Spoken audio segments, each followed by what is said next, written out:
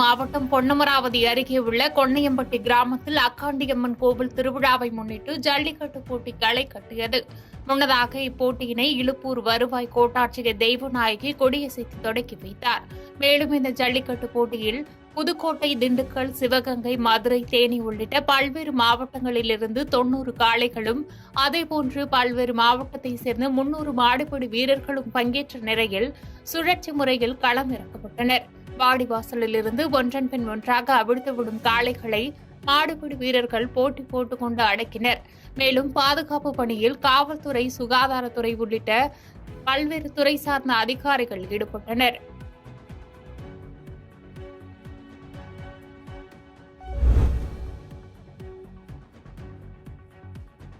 கோடை சீசனில் உதகைக்கு வரும் சுற்றுலா பயணிகள் எண்ணிக்கை பல மடங்கு உயர்வதால் கடந்த சில ஆண்டுகளாக போக்குவரத்து கழகம் சார்பில் சர்க்கியூட் பேருந்துகள் இயக்கப்பட்டு வருகிறது. குறைந்த கட்டணத்தில் அனைத்து சுற்றுலா தலங்களுக்கும் இயக்கப்படும் இந்த பேருந்துகள் சுற்றுலா பயணிகளிடையே பெரும் வரவேற்பை பெற்றுள்ளது. சுற்றுலா பயணிகள் அதிக அளவு உதகைக்கு வருகை தருகின்றன. இவர்கள் சர்க்கியூட் பேருந்துகளில் பயணிக்க விருப்பம் தெரிவிக்கும் நிலையில் இம்மாதம் 31ஆம் தேதி வரை இயக்க போக்குவரத்து கழகம் முடிவு செய்துள்ளது.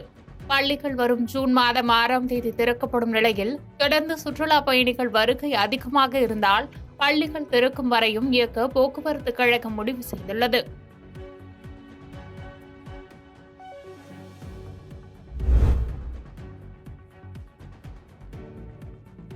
திருச்சி விமான நிலையம் அருகில் உள்ள கொட்டப்பட்டியில் ஆவின் பால் நிறுவனம் செயல்பட்டு வருகிறது.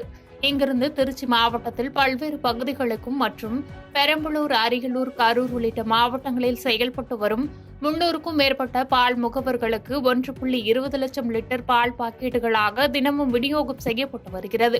முகவர்களுக்கான பால் பாக்கெட்டுகளை திருச்சி ஆவின் நிறுவனத்திலிருந்து 42 வாகனங்கள் மூலம் ஒப்பந்த அடிப்படையில் அனுப்பி வைக்கப்படுகிறது. கடந்த ஓராண்டாக ஆவின் நிறுவனத்தால் பயன்படுத்தப்படும் வேன்களுக்கு வருடம் ஒருமுறை வாடகை தொகை வழங்கப்படும்.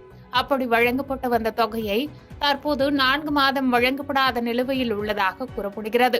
இது தொடர்பாக ஆவின் நிறுவன அதிகாரிகளுடன் பேச்சுவார்த்தை நடத்தியும் எவ்விதமான நடவடிக்கையும் எடுக்கவில்லை என வேன் ஓட்டுநர்கள் தரப்பில் கூறப்படுகிறது. இந்நிலையில் முதல் வாடகை நிலுவையில் உள்ளதால் ஒப்பந்த வேன் ஓட்டுநர்கள் திடீர் வேலை நிறுத்தத்தில் ஈடுபட்டனர்.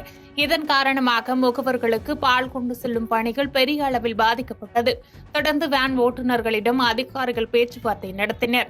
இந்த திடீர் வேன் ஓட்டுநர்கள் போராட்டத்தால் திருச்சி மற்றும் கரூர், அரியலூர், பெரம்பலூர் உள்ளிட்ட மாவட்டங்களில் பால் முகவர்களுக்கு பால் பாக்கெட் அனுப்பப்படாததால் பொதுமக்கள் மிகவும் சிரமப்பட்டனர்.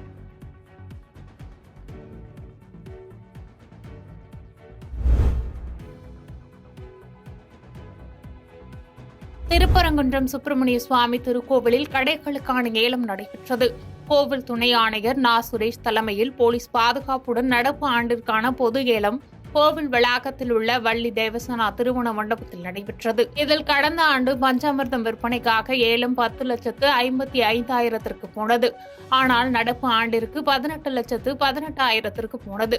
முடிக்காணிக்கை உரிமம் கடந்த 3,61,000 போனது. நடப்பு ஆண்டிற்கு 4,25,000 போனது.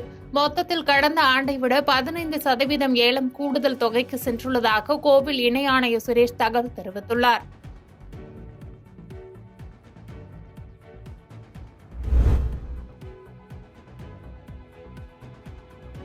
திண்டுக்கல் மாவட்டம் பழனியை அடுத்த பெரிய கலையமுத்தூரில் அமைந்துள்ள அருள்மிகு ஹைகோர்ட் பத்ரகாளியம்மன் கோயிலில் பூக்குண்டம் இறங்கும் நிகழ்ச்சி வெகு சிறப்பாக நடைபெற்றது. கோவில் முறைக்காரன் முதலில் இறங்கியவுடன் பக்தர்கள் இறங்கினர். பறவை காவடியில் பக்தர்கள் வந்து நேர்த்திக்கடன் செலுத்தினர். 2 கைகளிலும் தீச்சட்டி, குழந்தைகள், கரும்பு தொட்டியில் குழந்தை என பல்வேறு வகையில் பக்தர்கள் பூக்குண்டம் இறங்கி வேண்டுதலை நிறைவேற்றினர். தொடர்ந்து கிடா வெட்டுதல், பொங்கல் வைத்தல் என விழா நடைபெற்றது.